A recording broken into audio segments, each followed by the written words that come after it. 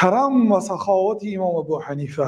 قال الامام زفر، امام زفر شاگردشان سال 158 هجری گذشته میگن که جلست ابا حنیفه اکثر من 20 سنه، زیاده از 20 سال در مجلس امام ابو حنیفه نشستم. 20 سال از امام ابو حنیفه، 20 سال زیاد علم گرفتم. فلم ارى احدا انصح للناس منه، یگان آدم در دنیا ندیدم که از امام ابو حنیفه دیده نصیحتگر باشد به مردم، نصیحت کننده مردم باشد.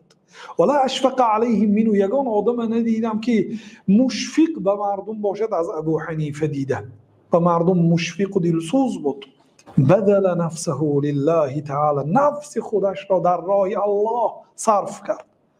اما عامة النهار فهو مشتغل فی العلم، اکثری روز مشغولی به علم بود و فی المسائل و تعلیم، مسئله گذاری میکرد، تعلیم میداد به مردم.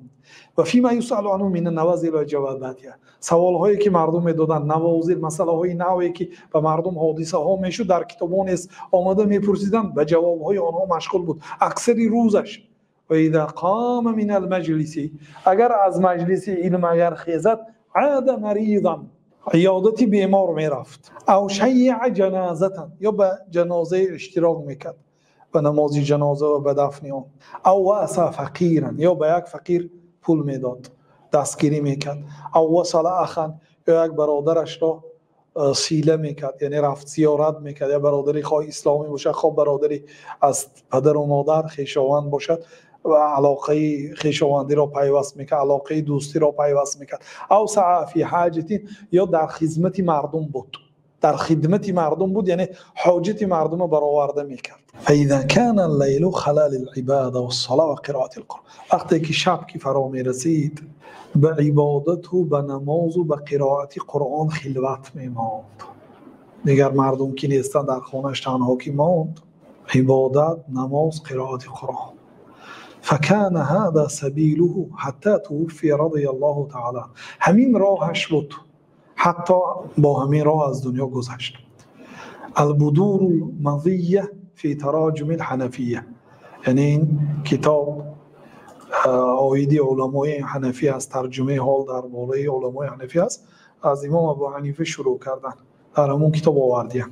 و کان ابو حنیفه یجمع الارباح، ابو حنیفه فایده های خود را جمع میکرد، از تجارت فایده میکردن که تنی مال نیو، فایده ها را جمع میکردند. من سنتین الی سنه، یعنی از این سال به اون سال، یعنی یک سال فایده را جمع میکردند. فیشتری بها حوائج الاشیاخ، با آن پول و مال فایده که کردند حاجت های شیخ ها را میخریدند.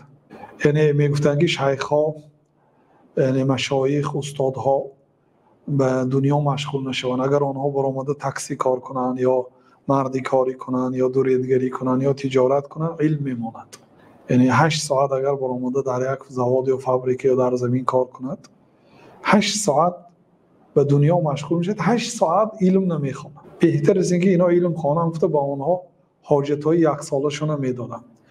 والمحدثین، ببینید امام ابو حنیفه فقط به مذهبی خودشون خیر نمیکردند، مذهب نداشتن اولی، یعنی فقط به شاگرداشون نه، به عموم محدثای عراق و اقواتهم، قوتشون یعنی زندگیشون، برای طعام هاشون پول میدادن و کسوتهم، لباس هاشون، این پول گیرو لباس خر برای خودت، این پول گیرو برای خودت استفاده بر.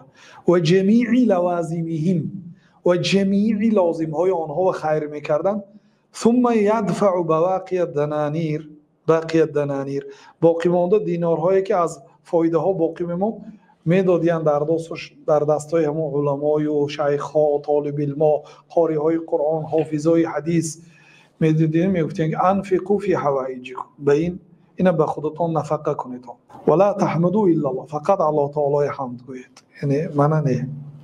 فإني ما اعطيتكم من مالی شیئا، من این از مال خودم ندادم، این فضل الله تعالی به من است، الله تعالی به من داده است، من همون مال الله هم من برای شما دادم.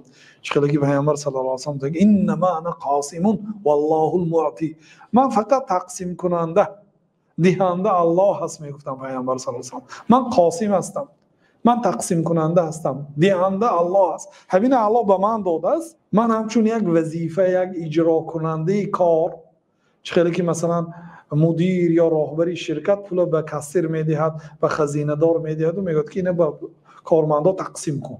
یعنی شما به کاسیر رحمت نمیگویید. یا یک آدمی پولدار یک آدم وظیفه دار کرد که زکات من تقسیم کنی، آدم فقط تقسیم کننده. امام ابو حنیفه همین سخن گفت که این پول گیرید به حاجت های خودتون نفقه کنید، فقط الله تعالی رو رحمت گویید، یعنی حمد و ستایش گویید، من نه و فقط تقسیم کنید. این گپ کی نقل کرده است؟ خطیب بغدادی در تاریخ بغداد. علما چنین بودند. یعنی شما فکر میکنید که امام ابو حنیفه 1300 سال گذشت نامش زنده فقط برای مسئله های علمی؟ نه، چقدر عالم ها بودن نامشان نماند. در زمانشان مفتی بودن، عالم بودن، قاضی بودن که امروز نامشان نیست. الله به علمشان برکه نداد. این بیهوده نمیشد این کارها، این عمل ها هست.